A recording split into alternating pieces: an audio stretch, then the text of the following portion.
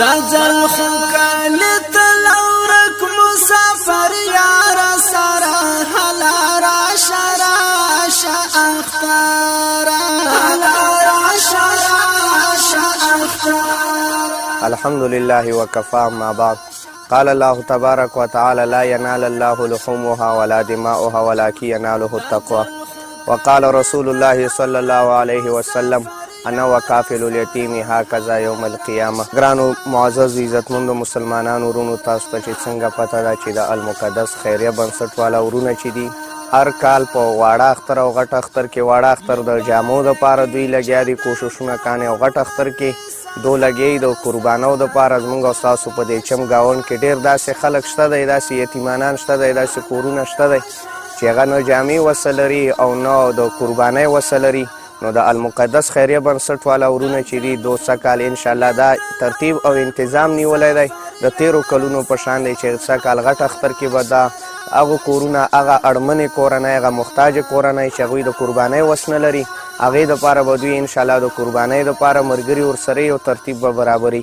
نو موږ او تاسو ټول هغه ورونه چې داخل کې دي او که په خارج کې هغه ټول موږ او تاسو د مقدس خیریه بنسټ ورونو سره پوره کومک وکړو، ځکه نبي علیه الصلاة والسلام فرمایي زه او هغه څوک چې د یتیم کفالت کوي، نبي علیه السلام دا دوه ګوتې مبارکې داسې ونیو چې زه او هغه به قیامت کې دغسې سره ولیاړو، یعنی جنت کې به زه او هغه کس چې د یتیم کفالت کوي دا به دغسې جوړه سره ولیاړو. نو دا د المقدس خیریه بنسټونه چې دي دا د یتیمانانو په هلو ځلو کوششونو کې لګی دی دپاره چې اختر دپاره قربانۍ ورله تیارې کاندي او هغوی دپاره جامې چپړې وغیره یو شی بل شی تیار کاندي. موږ او تاسو څومره ورونه داخل کې دي بهر دي هغه دوی سره پوره کومک وکړه. الله تعالی د موږ او تاسو له د دغو قربانو او د دغو تکلیفونو دنیا کې مجرونه راکاندي او آخرت کې مجرونه راکاندي. واخر دعوانا الحمدلله رب العالمین. د المقدس خیریه بنسټ قدرمندو لیدونکو السلام علیکم ورحمت الله وبرکاته.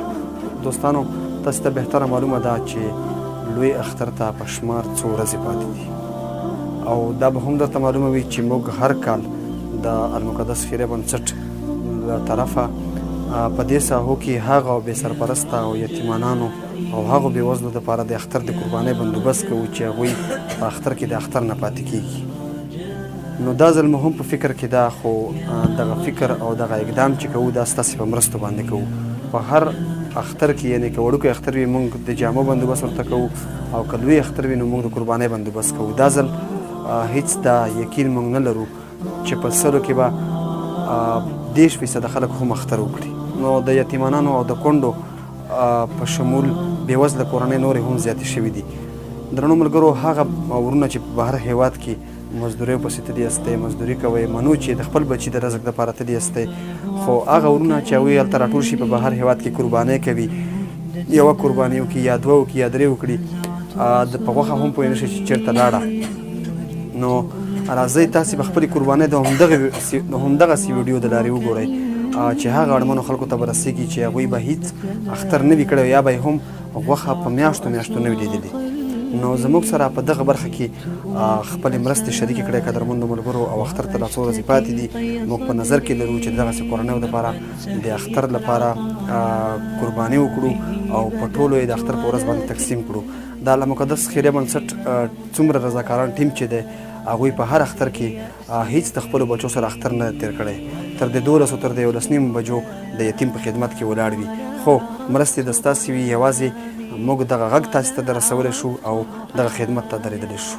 نو خپلې مرستې زموږ سره جاري وساتئ، بیا مرستې وکړئ که په هر هیواد کې یې، او دغه مرستې به تاسې د اختر په ورځ بیرته د ویډیو د لارې وګورئ او ستاسې زړونه به دا ومني چې واقعا چې مستحق خلکو ته زموږ مرستې ورسېدي. المقدس خیریه بنسټ درنو لیدونکو سلامونه او نیکې هیلې مو ومنئ.